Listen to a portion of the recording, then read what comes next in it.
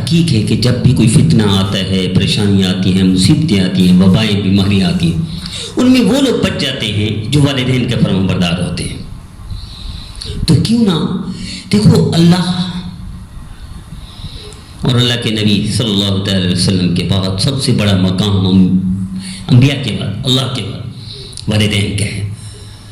اب ہمارے پاس جو موجود ہے وہ انبیاء نہیں ہے، نبی نہیں ہے موجود، ہمارے موجود والدین ہیں۔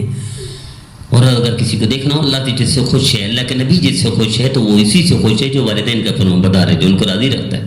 حق تو ادا ہو ہی نہیں سکتا۔ حق کون اولاد ہے جو ادا کر سکتی ہے؟ ماں باپ کا کوئی ادا نہیں کر سکتا دنیا میں۔ میرا نبی فرما رہے ہیں، جنتے ہوئے سانس لیے تھے ان میں سے ایک سانس کا حق ادا نہیں کر سکتا۔ اشفاق من مرحوم رحمۃ اللہ علیہ عجیب بات فرما گیا لکھ کے۔ اور میں ایک شخص مزدور تھا، گھر میں 3 کیلے یا 3 امرود یا 3 کنو لے کر آیا، اور گھر میں بچے بھی 3 تھے۔ جب لے کر آیا، اب ماں ہے چوتھی، تو ہر ایک نے اپنا اپنا اٹھا لیا۔ تو اشفاق محمد رحمۃ اللہ پتہ چلے گا کہ کون کتنا پیاری اولاد۔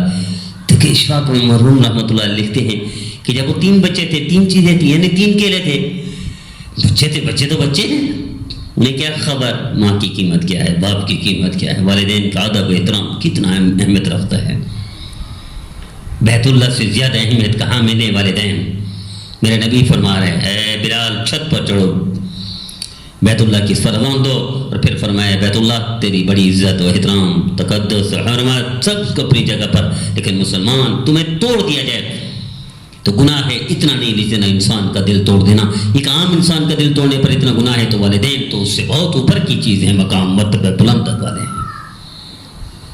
تو اشفاق میں لکھتے ہیں، جب یہ دیکھا کہ 3 چیزیں بچے تھیں، تو ماں نے کہا مجھے یہ کنو پسند ہی نہیں ہے، میں تو کھاتی نہیں ہوں۔ ایک انگریز نے ایک کتاب لکھی، میری ماں کے جھوٹ، میری ماں کے جھوٹ میں وہ جھوٹ لکھتا ہے۔ کیا لکھتا ہے؟ کہتا ہے میری ماں کھانا نہیں کھا کر بھوکی بیٹھی ہوتی تھی، لیکن جب کھانا تھوڑا ہوتا تھا کہتی تھی میں نے کھا لیا ہے آپ کھائیں۔ کہتے ہیں میرے بعد میں مجھے پتہ چلا میری ماں جھوٹی تھی، جھوٹ بولتی تھی، خود کھانا نہیں کھاتی تھی، وہ کھانا مجھے دے دیتی تھی، میری ماں جھوٹ بولتی تھی۔ اور میں لیٹ آتا تھا، انتظار کرتی تھی، خود نہیں سوتی تھی۔ گرمی میں میرے اوپر پنکھا چلتی، اور اس وقت پنکھے تو تھے نہیں اوپر چلنے والے، لائٹ نہیں تھی، بجلی نہیں تھی، تو کہتی تھی میں تو نیند سو چکی ہوں۔ تو کہتے ہیں نیند نہیں پوری ہوتی نہیں سوئی ہوتی تھی، میرا انتظار کرتی تھی، لیکن جب میں آتا تو میرے اوپر پنکھا جلتی، کہتی میں تو سو چکی ہوں، جھوٹ بولتی تھی سونا۔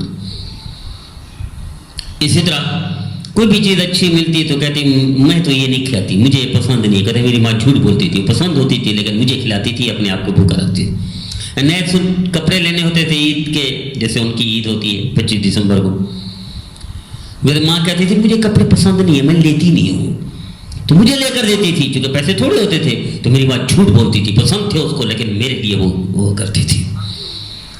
جب ماں باپ اتنا کرتے ہوں، اب ایک پوسٹ پڑھی، یہ تھوڑے سے زلزلہ جو آیا تھا اس میں ایک مکان کے نیچے دب گئی ماں اور اس کی بیٹی تھی، یہ بیٹا تھا، تو دبی ہوئی تھی ملبے کے نیچے۔ 7 دن اللہ کا کرم دیکھے، 7 دن بھوکے پیاس۔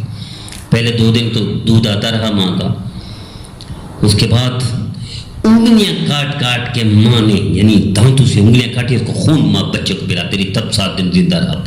بڑا تو زندہ رہ سکتا ہے، بچہ تو زندہ نہیں رہ سکتا ہے۔ جب پوچھا گیا کہ انگلیاں کٹی ہوئی ہیں تو کہنے لگا ہاں میں اپنے بچے کو انگلیوں سے کاٹ کر خون پلاتی رہی ہوں تاکہ میرا بچہ زندہ رہ جائے۔ جو ماں اتنا کرتی ہو کون حق ادا کر سکتا ہے؟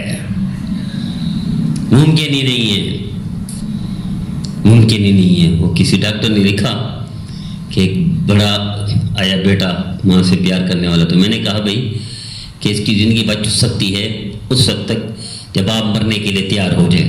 تو کہنے کا میں مشورہ کرتا ہوں۔ ڈاکٹر نے لکھا میں مشورہ کرتا ہوں، بیٹے نے کہا وہ جو کہتا ہے میں جان چھڑتا ہوں، میں روتا ہوں، میں فریاد کرتا ہوں، میں مر جاؤں گا، یہ کروں گا، جب میں نے کہا تیری ماں بچ سکتی ہے تجھے مرنا پڑے گا، تو کہتے میں مشورہ کرتا ہوں، پھر آتا ہوں بتاتا ہوں۔ کہتا مشورہ تو میں بتاتا ہوں نا۔ تو ماں کا تو حق ادا ہی نہیں ہو سکتا، باپ کا حق ادا نہیں ہو سکتا۔ تو میں بات دور نکل گئی، واپس آتا ہوں۔